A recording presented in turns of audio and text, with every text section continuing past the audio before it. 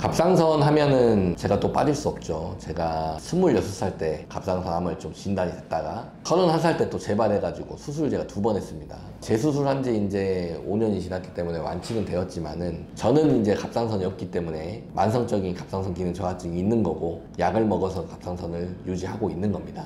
갑상선 하면 사실은 환자분하고 얘기하면 48시간도 얘기할 수 있는데 오늘은 조금 간단하게 말씀을 드리겠습니다. 환자들이 갑상선 질환하면 피곤이 먼저 따라오는 것 같아요. 외래에 피곤하다고 갑상선 기능 검사하고 싶다고 오는 사람들 꽤 많습니다. 그리고 살이 빠지거나 반대로 이유 없이 체중이 늘거나 무기력해지는 증상, 이런 것들이 갑상선 때문인지 알고 있는 사람들이 꽤 많습니다. 그렇지만 모르시는 분들도 있기 때문에 많은 분들이 헷갈려 하시는 갑상선 항진증과 저하증의 차이를 쉽게 알려드리겠습니다. 갑상선은 우리 몸에 에너지를 만드는 공장 같은 역할을 합니다. 갑상선 호르몬이 너무 많이 나오면 몸이 좀 가열된 것처럼 빨라집니다. 이거를 갑상선 기능 항진증이라고 합니다. 반대로 호르몬이 부족하면 몸의 엔진이 꺼져가는 듯이 느껴지는데 이게 갑상선 기능 저하증이라고 생각하시면 되겠습니다. 항진증과 저하증의 대표적인 증상이 어떤지도 한번 말씀해 주세요.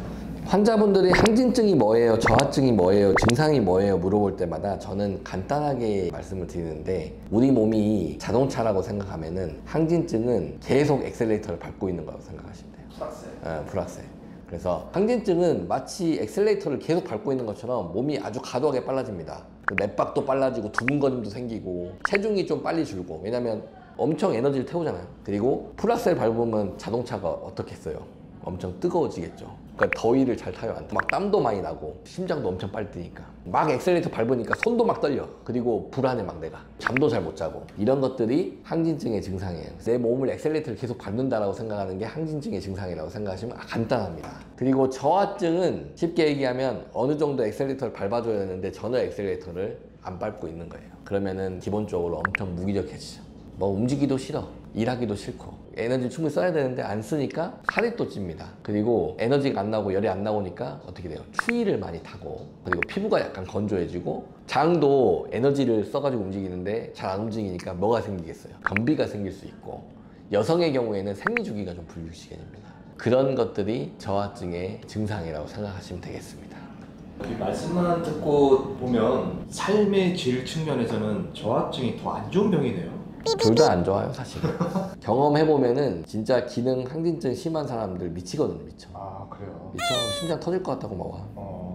막 눈 퀭해가지고 막 잠도 못 자고 막 그렇지. 미치겠다고 해요. 갑상선 기능 이상은 피검사로 아주 간단하게 진단됩니다. 생각보다 우리가 모르는 갑상선 질환 환자들이 많거든요. 그래서 기본적으로 일반적인 혈액 검사할 때 갑상선 기능 피검사가 저희 병원은 무조건 들어가 있습니다. 외래에서 진료를 봤을 때는. 근데 이제 건강검진에는 갑상선 기능이 있기도 하고 없기도 하지만은 외래에서 피검사할 때는 웬만하면 갑상선 기능을 넣어요. 왜냐면 이 갑상선 기능 이상이 아주 여러 개의 증상도 나타날 수 있고 증상이 없는 갑상선 기능 이상도 많기 때문에 그렇다고 생각하시면 되고, 진단은 아주 간단합니다. 혈액 검사로 간단히 확인할 수 있고, 갑상선 자극 호르몬인 TSH하고 갑상선 호르몬인 T3하고 프리T4, FT4라고 부르는데 프리T4를 확인하면 됩니다. 두 개의 개념이 뭐냐면, TSH는 우리 내하 수체에서 갑상선한테 너 빨리 일해라고 지시하는 호르몬이에요. 그래서 항진증이 되면 갑상선이 일을 안 해도 되죠. 내 입장에서는 얘 너무 일 많이 하고 있잖아. 그러니까 갑상선 자극 호르몬을 분비하지 않아요. TSH가 낮아집니다. 그리고 호르몬 수치는 얘가 막 일을 많이 하니까 T3랑 프리T4는 올라가죠. 그게 이제 항진증이고, 저하증은 반대로 얘가 일을 안 하니까 뇌에서 너 좀 일 좀 해, 왜 이렇게 일을 안 해 하고 자극 호르몬을 많이 분비합니다. 그래서 TSH가 높고 호르몬 수치가 낮게 나옵니다. 이런 것들로 알 수 있고요. 필요하다면은 갑상선 초음파나 항체 검사 같은 걸로 추가해서 알 수 있습니다. 치료 방법이 이제 궁금한데 각각 어떤 차이가 있죠? 항진증은 이제 호르몬 분비를 억제하고, 대부분 갑상선 기능 항진증 그레이브스 병의 가능성이 높은데, 그레이브스 병은 일종의 자가 면역 질환이거든요. 그래서 면역력을 모듈레이션 할 수 있는 약제, 메티마졸이라든지 PTU 뭐 이런 약제들을 쓰기도 하고요.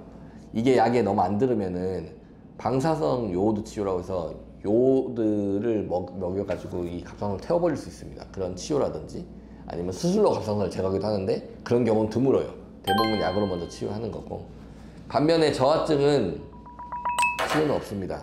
저하증도 대부분 자가면역 질환의 일부로 생기는데, 저하증이 진행이 되면 치료는 없어요. 그냥 외부에서 모자란 호르몬을 보충해 주는 것밖에 없습니다. 그래서 특히 저하증은 평생 약을 먹어야 되는 경우도 많습니다. 저는 갑상선이 전체가 없습니다. 수술해서 다 드러냈기 때문에. 그렇기 때문에 저는 만성적인 수술 후 갑상선인 저하증이 있는 거고, 저는 아침마다 매일 약을 먹고 있습니다. 약 안 먹으면 어떻게 되나요? 약 안 먹으면은 그 갑상선 기능 저하증에 점점 빠지다가 죽을 수 있죠.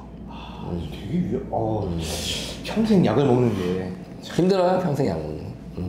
나는 약을 끊을 수 없으니까. 눈 튀어나오고 눈 튀어나오고 그런 병이죠. 한번 걸리면 완치가 없다라고 봐야 돼. 항진증은 약을 끊는 경우도 있습니다. 또 재발하는 경우가 있죠.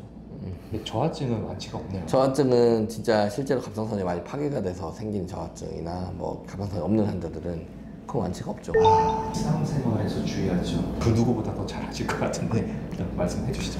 항진증 환자들이 가장 많이 생기는 게 심장에 기능 이상이 생기고 골다공증이 생겨요. 왜냐면 뼈도 막 에너지를 써야 되는데 이 에너지를 많이 쓰니까. 그래서 특히나 항진증 환자들은 약을 먹으면서 심장 건강을 좀 잘 지키는 게 중요합니다. 맥박도 좀 재보고, 너무 맥박이 빨라지면 안 좋은 거고, 카페인 섭취는 좀 줄이는 게 좋습니다. 카페인을 먹으면 심장에 자극을 주니까. 저하증 환자들은 제일 중요한 게 약을 반드시 먹고 난 다음에 30분 정도는 공복을 지켜야 됩니다. 이 갑상선 약은 다른 약들과 다르게 공복 시에만 흡수가 잘 돼요.